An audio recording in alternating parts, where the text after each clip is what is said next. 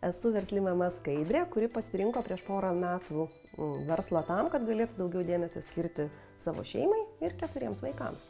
Mano verslas yra kūrybinis ir organizacinis. Tai daugiausia komunikacija ir viešieji ryšiai. Tenka vesti radio laidas, kuriuose kartais šnekinu žmonės, kuriuos sutikau pirmą kartą savo gyvenime ir turiu greitai perprasti, apie ką jie gali įdomiai papasakoti mūsų laidos klausytojams. Turiu rašyti straipsnius, turiu rašyti scenarijus, turiu galvoti, kaip pateikti vieną ar kitą projektą finansavimui gauti.